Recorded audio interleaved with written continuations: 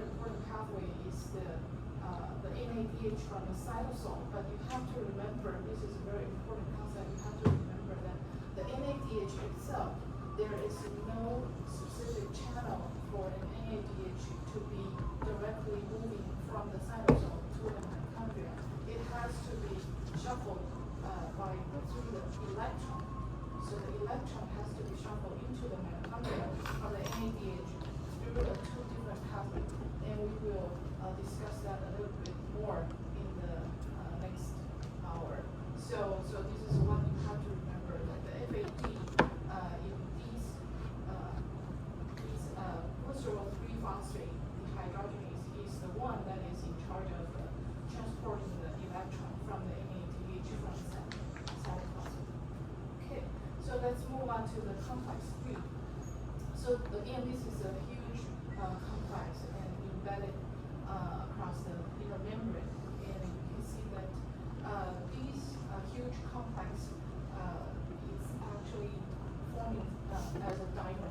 Okay, so dimer means a two copy of exactly same structure forming together. Okay, so again, there are several cytochrome. The heme, the structure here shows the heme ring, and you can see the several cytochromes in these complex 3, and also there are some sulfur iron, the iron sulfur cluster. So the transportation of the electron through this complex also couples with the proton to the intermembrane space. So let's look at the more detail of the reaction. So we talked about the CoQ when it is reduced, it becomes a QH2. So now the QH2 is clearly movable in the inner membrane. So the next, the QH2 will give the electron to the iron sulfur center. So remember we talked about the iron sulfur center and also the heme cytochrome. Heme, they only accept one electron at a time. So the QH2 contains 2 electrons. So to complete the oxidization of the QH2, it requires 2 steps. So in the first step, the one QH2 molecule will give the electron to the iron sulfur center, and then this one electron will then be given to the heme C, the cytochrome C, and then finally giving it to the cytochrome C. So this cytochrome C is located in the membrane space, intermembrane space. Okay, so what happened to the other electron? So the other electron will be moved to another molecule of Q. So this is the oxidized form of CoQ.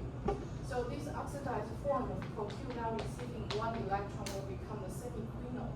So we talked about the semiquinone of CoQ. It can be stably existing in the membrane. Okay, so now we form a semiquinone. Okay.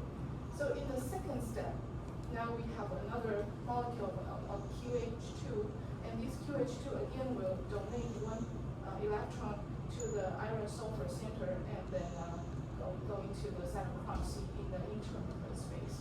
And the other electron now, it will combine with the semiquinone which is generated in the stage 1, and now we can further reduce it back to the QH2. Okay, so you can see in the stage 1, we have the electron from the QH1 molecule to QH2, but then we use 1 molecule of oxidized form of Q, and then in the second stage we will use another molecule of QH2, and then reducing the semiquinone back to another QH2.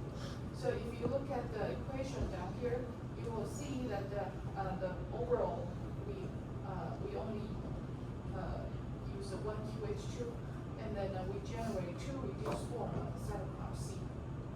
Okay, so during these redox reaction, so So you can see that actually the protons will be generated. And in fact, if you look at this structure, there is no clear channel-like structure. Like for example, in the complex one, we talk about the alpha helix, transmembrane alpha helix structure, which can form the channel for the proton. But in the complex 3, you don't actually see a clear channel-like pathway for a proton to be pumping in and out. But in fact, the proton is actually released to the intermembrane space through diffusion.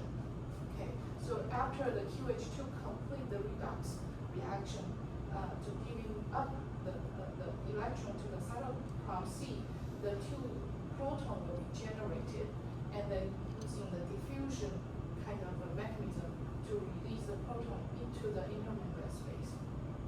Okay, and because there are two steps required to complete one cycle, we call this one Q cycle. So Q cycle is the completion of the QH2 to be oxidized back to the Q, and then giving the electron to the cytochrome C.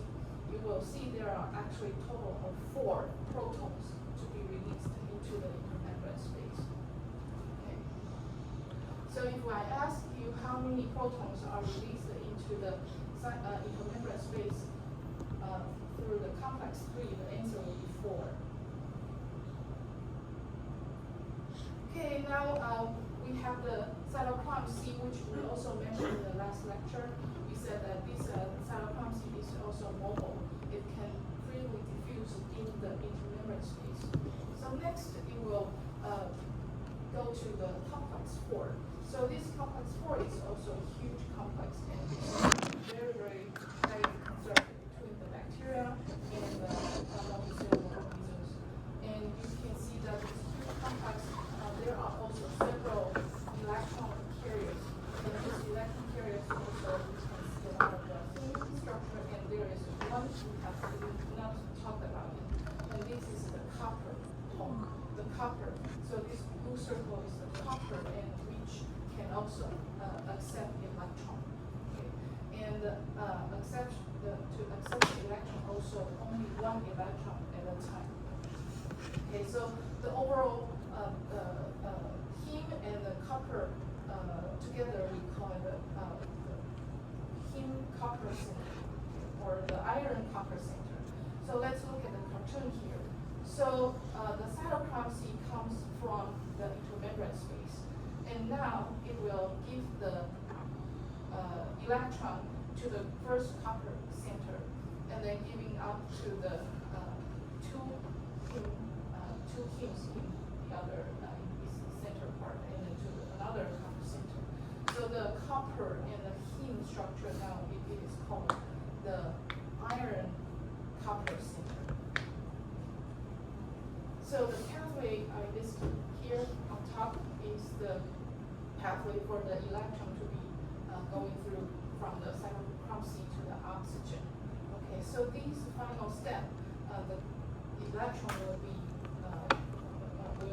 will now be binding with the oxygen molecule, and then oxygen will be reduced to water. So in fact, the oxygen in these molecules will actually form a transient atom with this iron copper center. So 它是短暂的跟这个 iron copper 形成一个键签，它不是一个 not a very stable covalent bond, but it will actually form bonding with the iron copper center. Okay, so let's look at the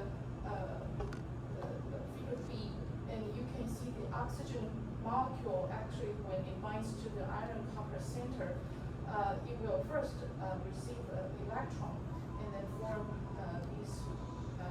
to become this form, and then after that, one of the oxygen atom will be reduced with the coupling with 2 hydrogen to become one molecule of the water, and now we get this double bond, iron and oxygen structure. And now we will receive another electron and coupling with the pumping of a proton. So the first reaction of the oxygen atom will couple with one proton pumping, and the next one we will have another proton pumping.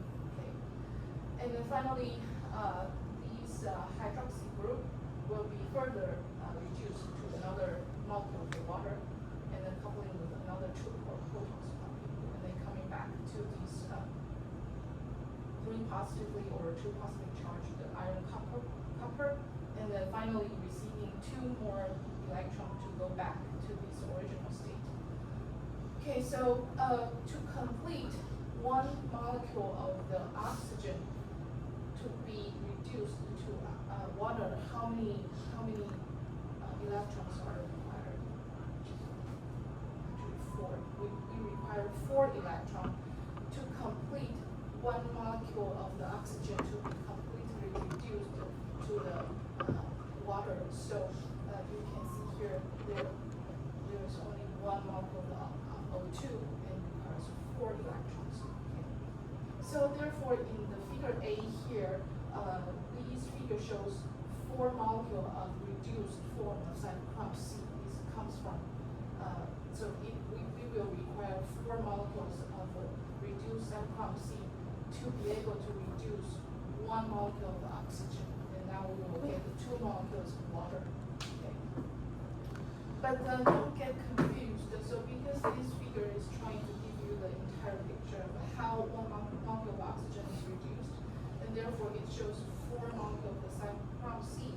But if you still remember, we just talked about the Q cycle in the complex 3. In the complex 3, the Q cycle only generate 2 cytochrome C actually from one molecule of NADH or QH2.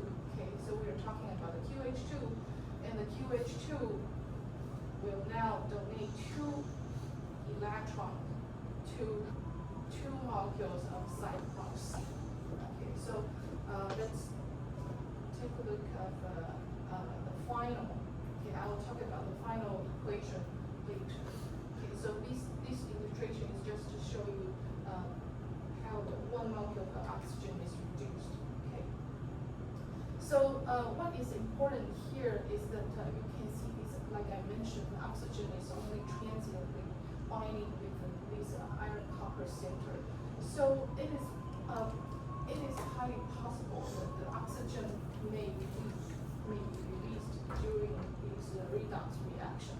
It is not tightly binding to this entire complex. So, but during these reduction steps, if this oxygen has not been fully reduced, it may carry an unpaired electron, right? So if this oxygen molecule carries an unpaired electron, then it will form this called free radical or reactive oxygen species, or ROS.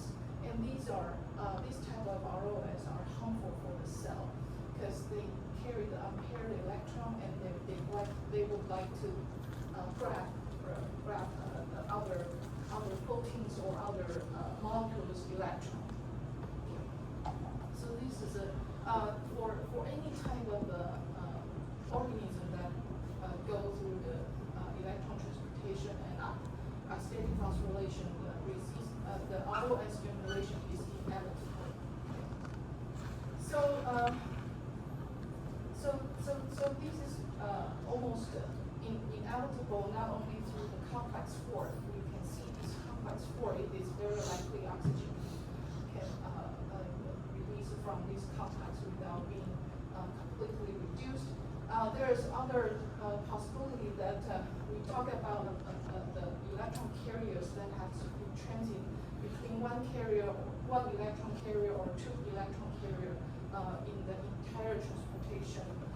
The electron transportation, there are several switching of the 1 electron to 2 electron carriers, and these cannot be 100% efficient or 100% accurate, right? And therefore, it is also very easily to generate the ROS. Okay.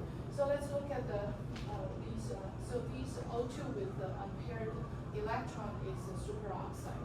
So this superoxide, like I mentioned, it will be really wanting to grab other people's electron, and then it has to be reduced to the hydrogen peroxide, H2O2. So this hydrogen peroxide, if it is not further reduced to water, this is also a harmful molecule. And then if this hydrogen peroxide further receive another electron, it will create another very, very reactive ROS. This is called hydroxyl radical. So this hydroxyl radical is very, very reactive. It will attack almost all types of the molecule. And then this superoxide can also bind with the nitric oxide and now become the peroxynitrite. So this peroxynitrite is especially harmful for any type of membrane because this peroxynitrite will try to grab the electron from fatty acid. So it's especially harmful for any fatty acid molecule. Okay. So for a cell to protect itself, they must have some kind of mechanism to reduce the free radical. Okay. So like I mentioned, from the Q cycle, it is possibly we get this superoxide. So and we have several enzymes to prevent this. Okay. One very important enzyme is called the superoxide dismutase. It will reduce these ROS to the hydrogen peroxide.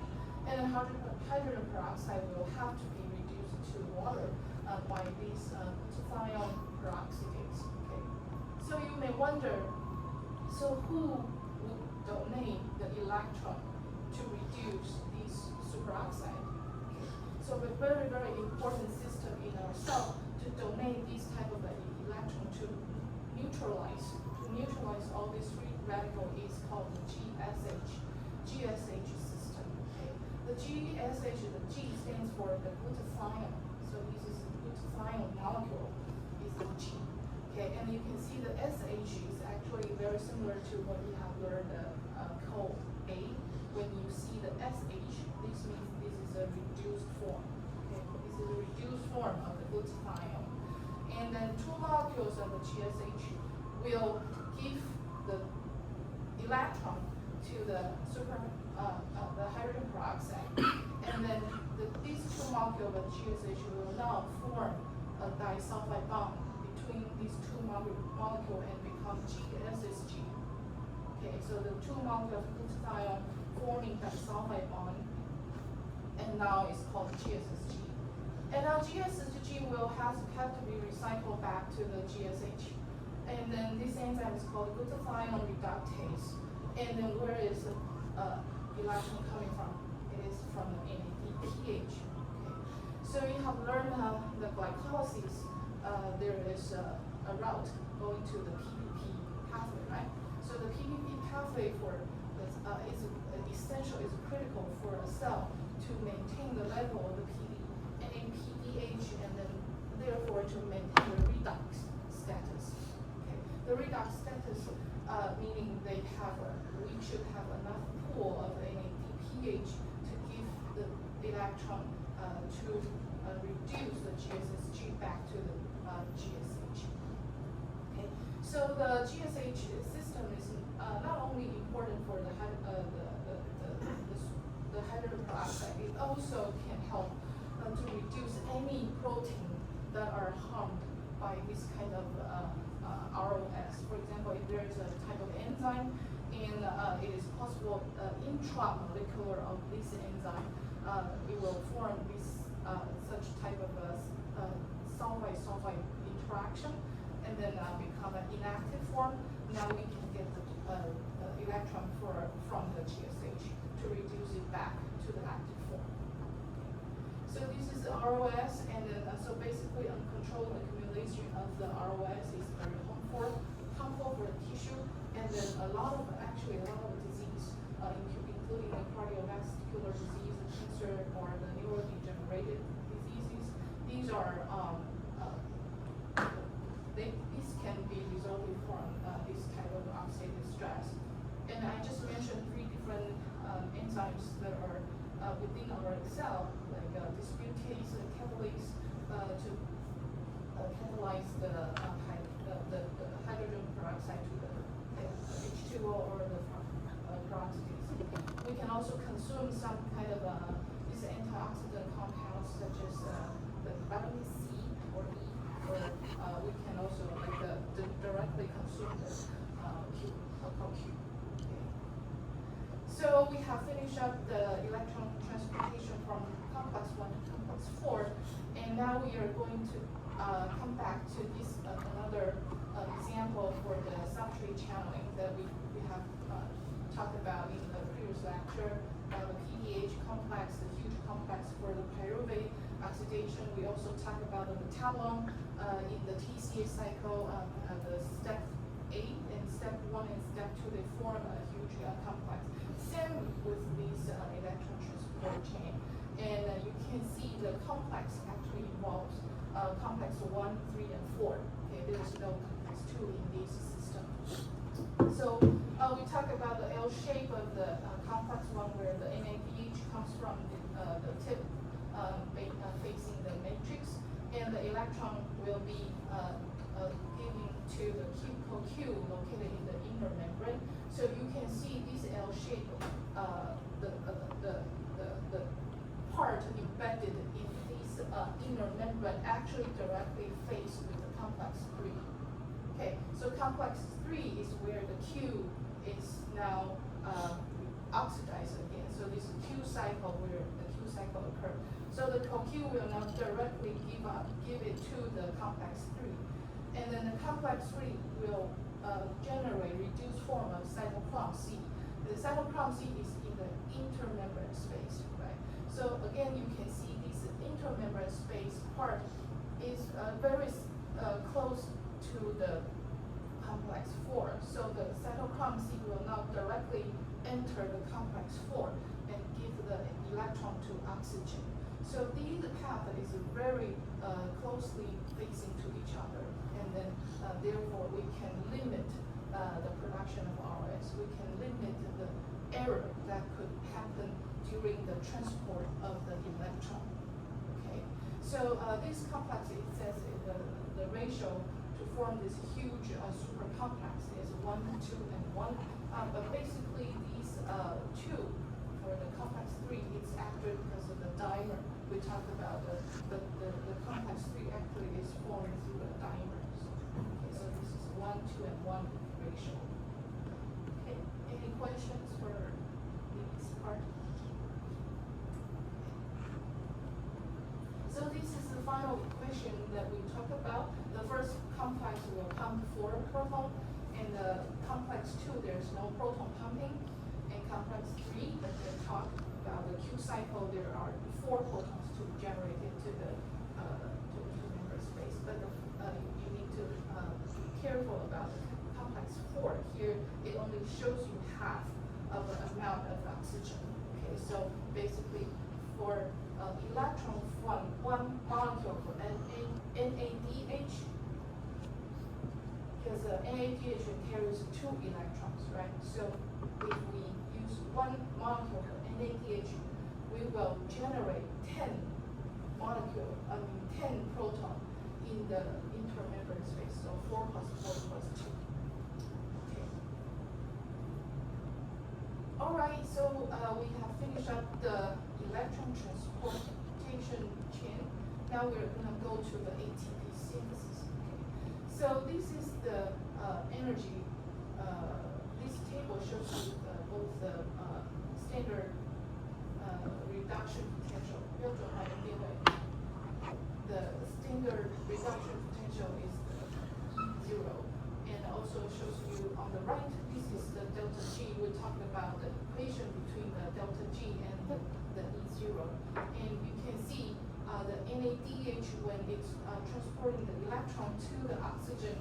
The E0 is from small value to the larger value, right? Both transporting the electron, and then you can see actually for each step, you can see that there are so basically from the NADH to CoQ, this is the complex 1, right? And then so from CoQ to cytochrome C, this is the complex 3, and then cytochrome C to oxygen is complex 4. So you can see during the electron transport, a lot of energy is generated because the delta G is really, really negative. So this is this is a highly exergonic reaction. Okay, so if we consider the logic of the chemistry applying, if we think about these using the concept of glycolysis or TCA cycle, you may wonder, so when we are releasing the energy, we should couple the ATP to generate, right? So we now know that the ATP synthesis requires an energy of 30.5. So in theory, if the electron transporting through each complex can generate this much of the energy, supposedly we should be able to generate three molecules of ATP, right? Because all of these energies are larger than the 30.5. 每一个反应都比30.5大，所以每一个反应应该都要可以制造一个 ATP. Okay, but when we really do the experiment, we observe that only 2.5 of the ATP is generated from one molecule of NADH. And if we go through the complex 2, so you remember complex 2 is the step 6 of the TCA cycle, which uses succinate as the electron donor. And actually, we will only generate 1.5 of the ATP.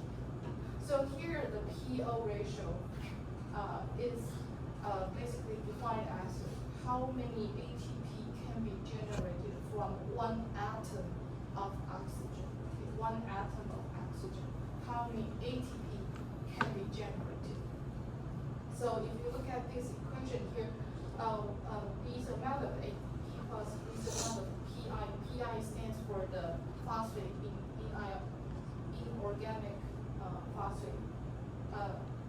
And then in this one molecule of oxygen, how many ATP is generated? So basically, this X is the PO ratio. Okay, so the PO ratio is actually 2.5 from the NADH.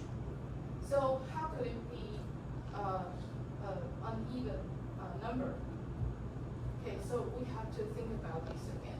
So this is the entire electron transport chain. From complex 1, I have already put the label for each box is each complex.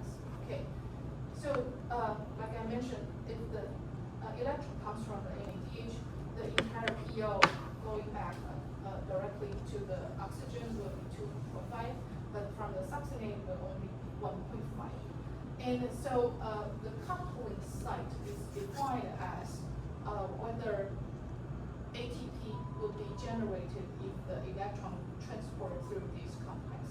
So you can see this is a coupling site because you can see the 2.5 minus 1.5. This is supposed to be there is supposed to be a one molecule of ATP generated from this complex 1, right? And from complex 3 and complex 4, these are also coupling sites. So coupling sites means that when electrons are transporting, it will couple the ATP generation. Okay, so again, how could this be uneven? Okay, so they did a couple of different experiments to demonstrate this. So the tool they use is they use a lot of artificial electron donor we talked about in the last lecture, and they also use a lot of inhibitor to do this experiment. Okay, so follow me. I will explain for each experiment how they did it.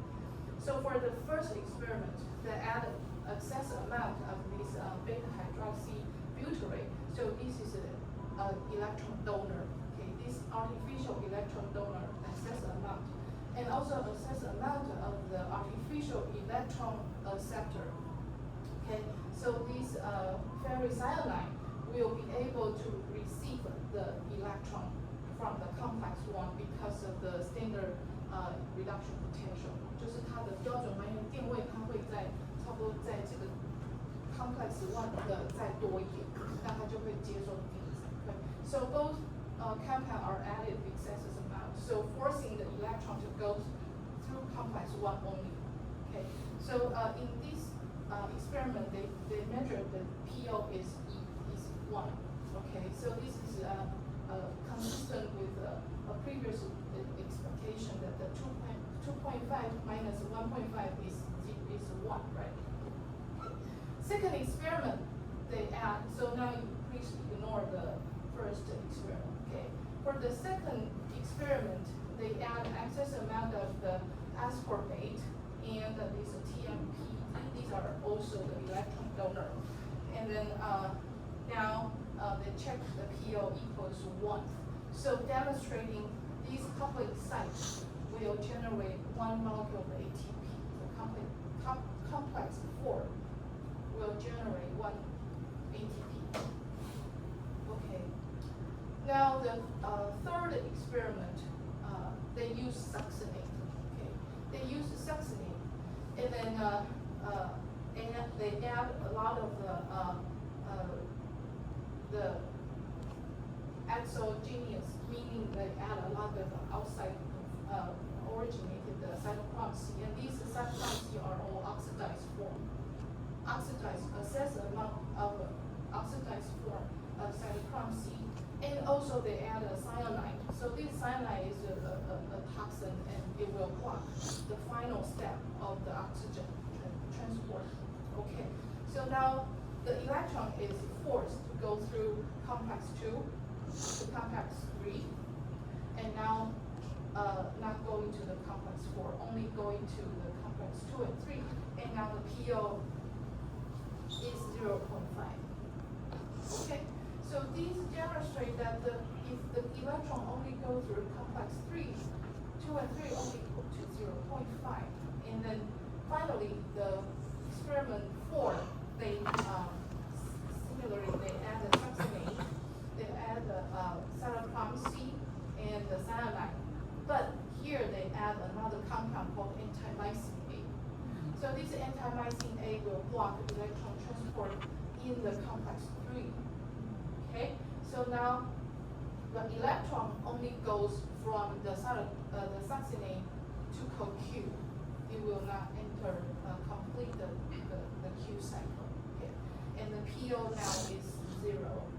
Okay, so this experiment demonstrates that the electron transport within the complex 2 will not contribute ATP synthesis directly. Okay, so this is not a coupling site. So complex 2 is not a coupling site. Okay. Is it okay? Clear? 需要再讲一次吗？有听懂吗？可以啊。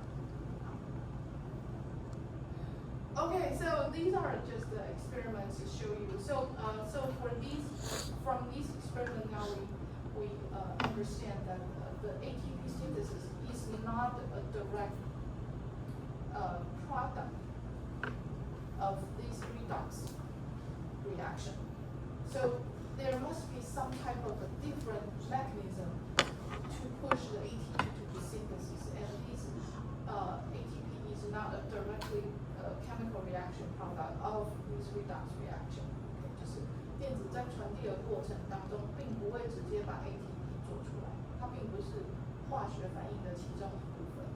Okay, but they are coupled together. Okay. So this is going to we are going to learn the next very important concept for this entire whole phosphorus. Stated phosphorylation is the chemiosmotic couple. So this chemiosmotic means the chemi is the chemistry difference. The chemical difference means the potential, the gradient across the inner membrane, which contains the both the pH difference and also the charge difference, which is the chemi gradient. And osmotic means the 渗透压 is because the concentration are different for the proton, and so this proton in the intermembrane has a strong force. They want to go re-enter into the matrix, and then coupling the ATP synthesis. So the oxidation and phosphorylation are coupled. The oxidation means the electron transport, and the phosphorylation So the force for the electron, the proton, they want to come back to the matrix is called the proton motive force. 动力是它会想要回来的这个压力。So this PMF, the proton motive force, then when it comes back through the final complex 5 is actually the ATP sequence.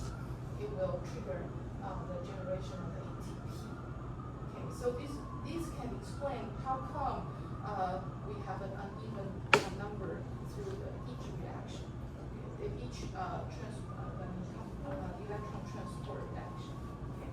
So let's look at the inner membrane. So this is the electron microscope image of the inner membrane, and you can see this part is a matrix, and these inner part is the inner membrane, and you can see this little knob facing toward the matrix.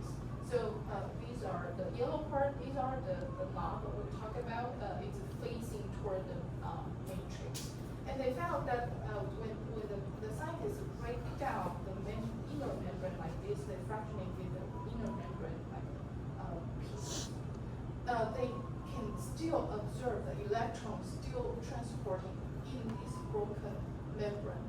Okay, they found it is possible to still transport the electron. But if they remove the knob by enzyme, if they cleave up this knob structure, electron transport is still occurring, but there is no ATP synthesis. Okay, so let me say it again. So when they break down the membrane, the inner membrane to pieces, they can still observe the electron to be transported, coupling with the ATP synthesis. But if they remove the knob, the yellow structure, the electron still transport, but no ATP. Okay, so these demonstrate this yellow part is where ATP is synthesis. Okay, so this is a very special enzyme. The ATP synthase is a very special enzyme. Normally, for an enzymatic reaction, if this is anabolism, then the enzyme the enzyme plus the substrate to become a product. Usually, it is energy requirement. We need to use the enzyme to help overcome this energy requirement to produce the product. Okay. The enzyme is used to overcome this energy, this anabolic reaction. But for the ATP synthase, it's very special. You can see the ATP plus PI has this much of free energy, and when it binds with the enzyme, the E stands for the enzyme, the free energy is actually lower. And then if this PI plus ATP becomes ATP and then bonds to the enzyme, now the free energy is even lower. So this is a very strange. But the only energy this entire ATP synthase has to overcome is actually to release ATP from the enzyme. So meaning this binding is very stable. So the enzyme binding with the ATP is so stable that it will not be able to release the ATP. Okay.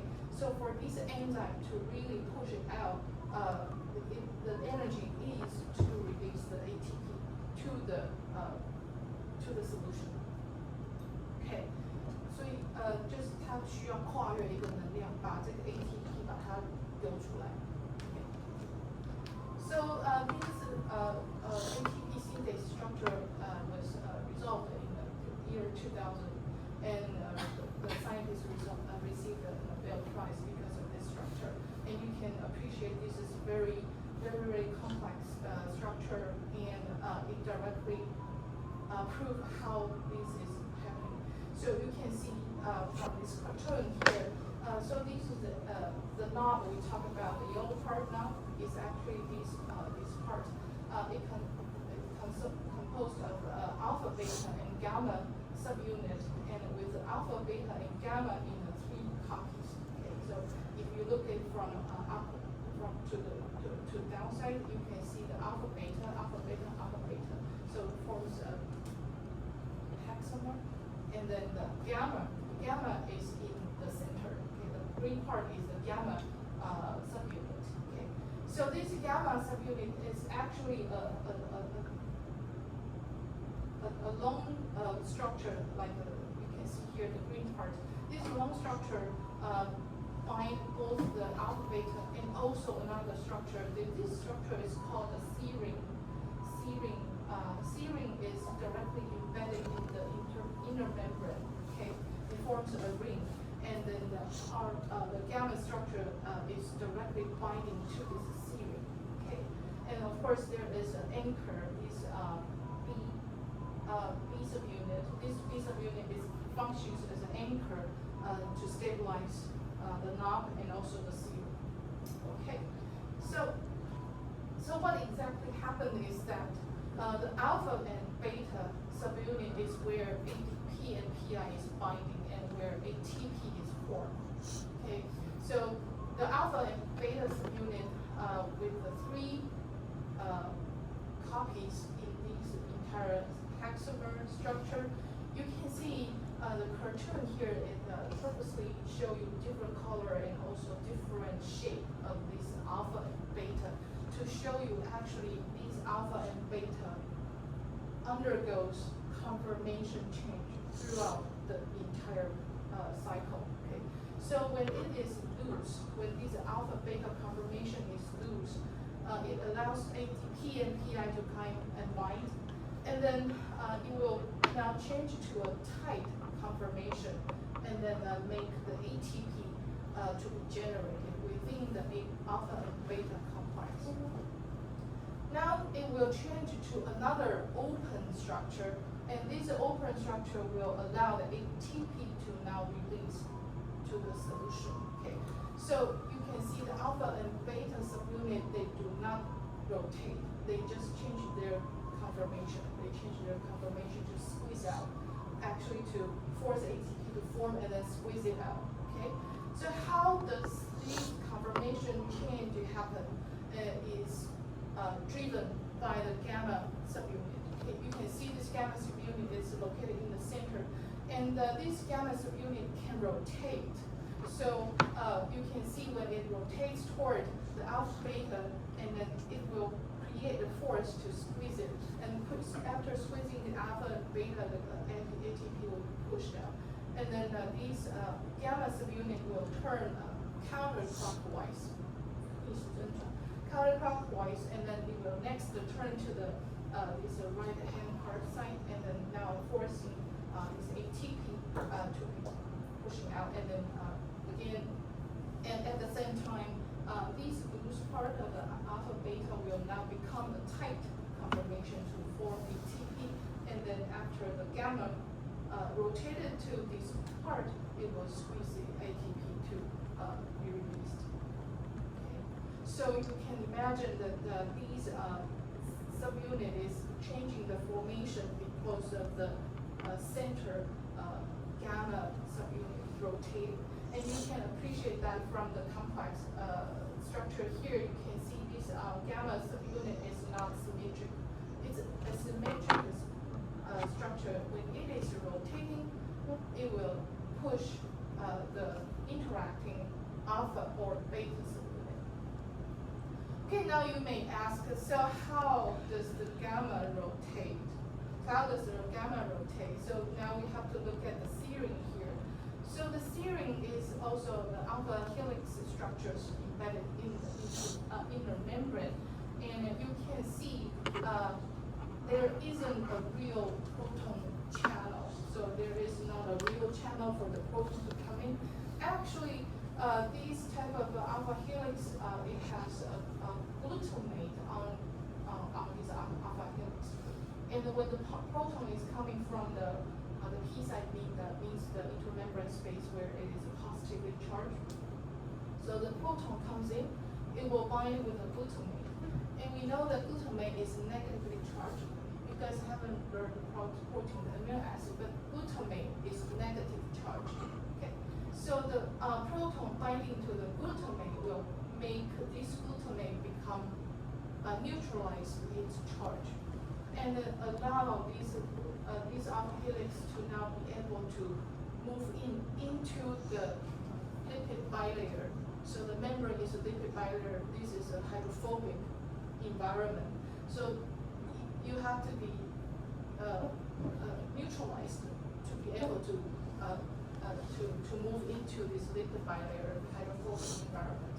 So therefore, by binding the proton, will push one subunit of this alpha helix to move into the membrane, and then therefore causing the entire serine to be rotating until these protons now comes into the other to转一圈出来，它会从一个 channel 出去，然后这个时候它再回来 glutamate will now interact with the arginine again, and then they will receive another proton.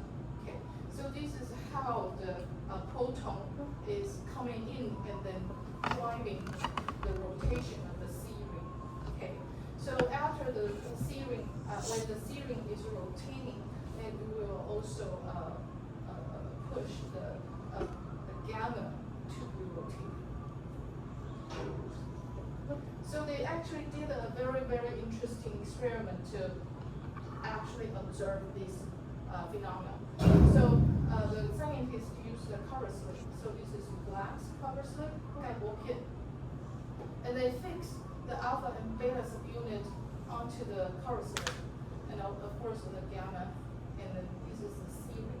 Okay, and they attach an actin filament. So the actin is the cytoskeleton filament, and every cell has, but they did this on purpose to put this actin on top of the serine, and they used the fluorescent protein to label this actin.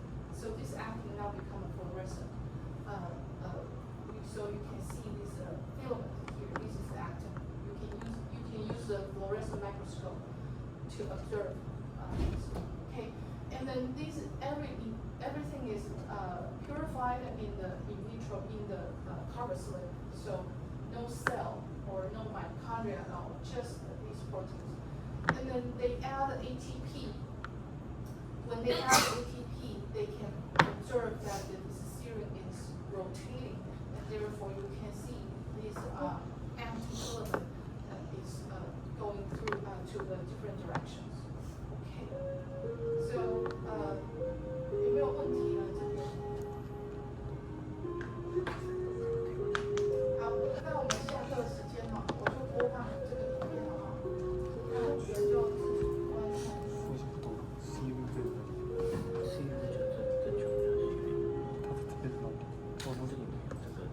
ATP synthase is a molecular machine that works like a turbine to convert the energy stored in a proton gradient into chemical energy stored in the bond energy of ATP.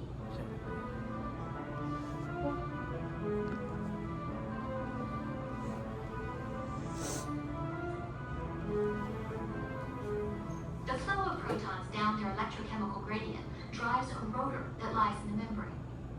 It is thought that protons flow through an entry open to one side of the membrane and bind to rotor subunits. Only protonated subunits can then rotate into the membrane away from the static channel assembly. Once the protonated subunits have completed an almost full circle and have returned to the static subunits, an exit channel allows them to leave to the other side of the membrane. In this way, the energy stored in the proton gradient is converted into mechanical rotational energy. The rotational energy is transmitted via a shaft attached to the rotor that penetrates deep into the center of the characteristic lollipop head, the F1 ATPase, which catalyzes the formation of ATP.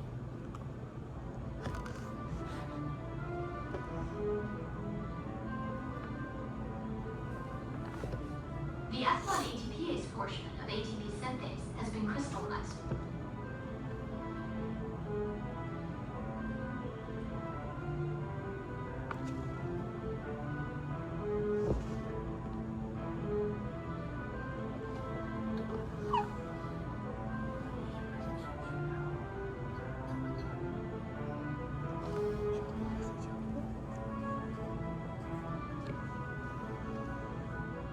Its molecular structure shows that the position of the central shaft influences the conformation and arrangement of the surrounding subunits. It is these changes that drive the synthesis of ATP from ADP. In this animated model, different conformational states are lined up as a temporal sequence as they would occur during rotation of the central shaft.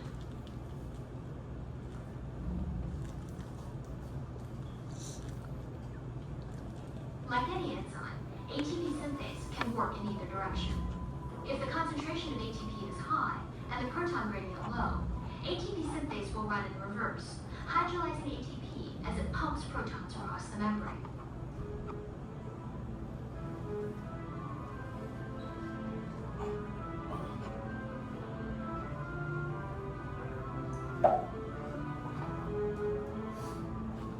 To show the rotation of the central shaft, a short fluorescent actin filament was experimentally attached to it. Single filaments attached to single F1 ATPases can be visualized in the microscope. When ATP is added, the filament starts spinning, directly demonstrating the mechanical properties of this remarkable molecular machine.